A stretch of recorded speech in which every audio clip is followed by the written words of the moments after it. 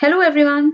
Through this video, you can note down as well as quickly understand the question and answers of class 8th history lesson 8, the making of the national movement from 1870s to 1947.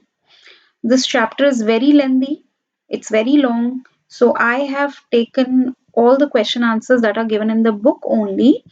Uh, because otherwise the chapter is very lengthy and including everything will make your notes very long, so we have to limit ourselves, so that is why. So let us start with some points to remember. They are important, that is why I've included them here. So let's start. Indian, and wherever you have to write, please pause the video and note down the question and answers. So Indian National Congress ये कब establish हुई थी? It was established at Bombay in December 1885.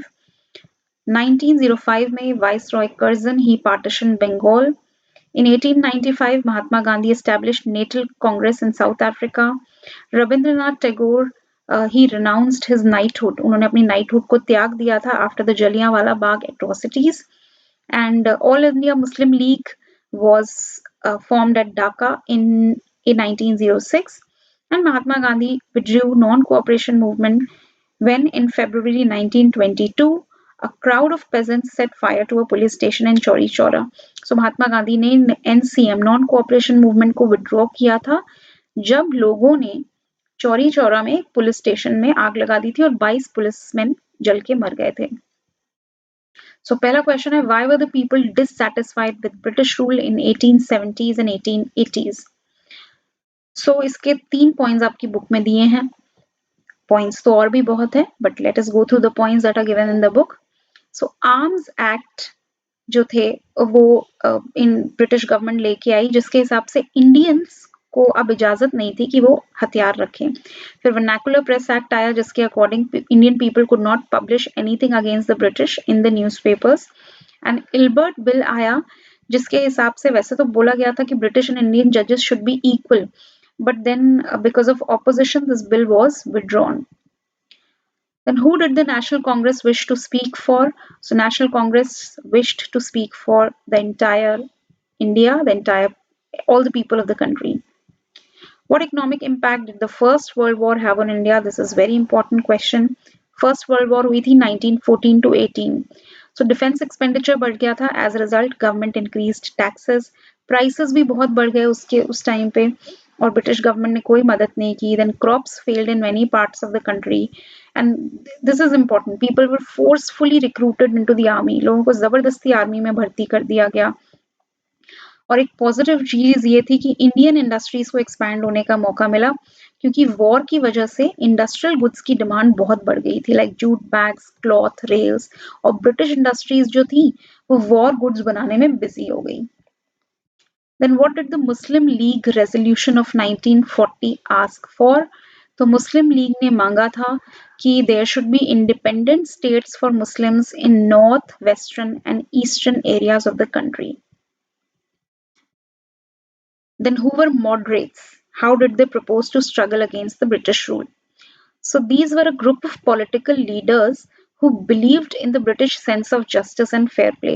मतलब इन लोगों को लगता था कि ब्रिटिश ठीक है कुछ हद तक और ये मानते थे कि अगर हमें कुछ चेंजेस लाने हैं तो we need to request the government, we have to send petitions to the British government, मतलब उनको अपील करना पड़ेगा और उसके लिए उनको रिक्वेस्ट करनी पड़ेगी हमें, उनके लिए न्यूज़पेपर में हम आर्टिकल्स लिखें, हम प्रॉब्लम्स को हाईलाइट करें तो ब्रिटिश गवर्नमेंट मान जाएगी.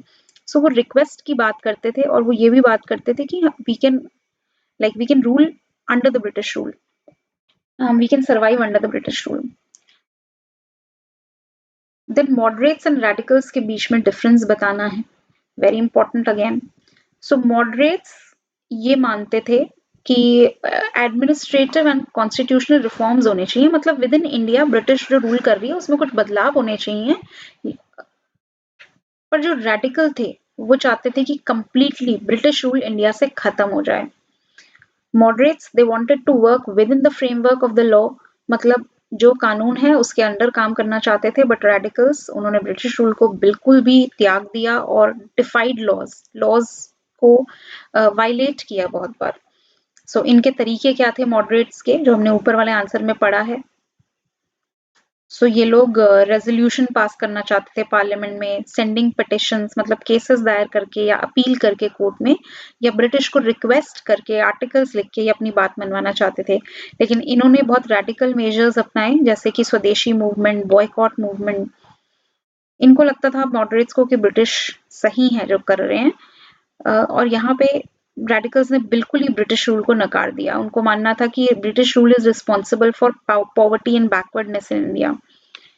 सो ये लीडर्स के कुछ नाम हैं जो मॉडरेट्स थे, और ये रेडिकल लीडर्स के नाम है जिसमें बहुत फेमस है लाल बाल पाल, Bipin Chandra Pal, Bal Gangadhar Tilak and Lala Lajpat Rai. So Lal Bal Pal, these were radical leaders and they were very popular. Then discuss the various forms that NCM took in different parts of the India. How did people understand Gandhi ji? सो ये भी important है, बहुत बार पूछा जाता है। जब NCM शुरू हुआ था तो लोगों ने अपने टाइटल्स सरेंडर कर दिए जो गवर्नमेंट ने अवार्ड किए थे। हजारों स्टूडेंट्स ने कॉलेजेस एंड स्कूल्स छोड़ दिए। Headmasters and teachers they resign from their jobs. Lawyers give up their practices. People boycotted foreign goods and liquor shops were picketed.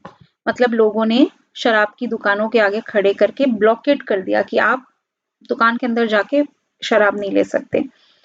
Merchants and traders they refuse to trade in foreign good. उन्होंने कहा foreign good बेचेंगे या खरीदेंगे नहीं। और लोगों ने open में आग जलाई और उसमें जो विदेशी कपड़ा था उसको जला दिया। So this is how the movement spread. And Gandhi ji, how was he considered? He was considered Masiha by people. That means, and a kind, we can say people imagined that he was an incarnation of God. And people, or we can say people imagined that he's a person who has been sent by God to help people. So pageants ने imagine किया कि गांधी जी उनकी मदद करेंगे जमींदार से fight करने में। लैंडलेस लेबरर्स ने माना कि गांधी जी उनको लैंड दिलवा देंगे। तो हर किसी ने गांधी जी के मैसेज को अपनी अपनी तरह से इंटरप्रेट किया। जो समस्या उनको थी उनको लगा गांधी जी वो सारी समस्या सॉल्व करवा देंगे। Very very important question on salt tax. What was salt tax and why did Gandhi ji choose to break it? So salt law ये कहता था कि ब्रिटिश गवर्नमेंट की मोनोपोली है on production and sale of salt, यानी British government ही salt को बेच सकती है और खरीद सकती है। और ब्रिटिश ने सॉल्ट के ऊपर बहुत हैवी टैक्सेस लगा दिया था and it became unaffordable for the poor. So Gandhi ji ने सोचा सॉल्ट लॉ को ब्रेक करने के लिए लड़ाई की जाए, बिकॉज उनको लगता था it was sinful to tax salt. ये पाप है सॉल्ट के ऊपर टैक्स लगाना, क्योंकि अमीर गरीब कुछ और हो ना हो, सॉल्ट एक ऐसी चीज है जिससे गरीब अपना खाना खा लेता है। तो this is a very essential item of our food and it is being used by everyone.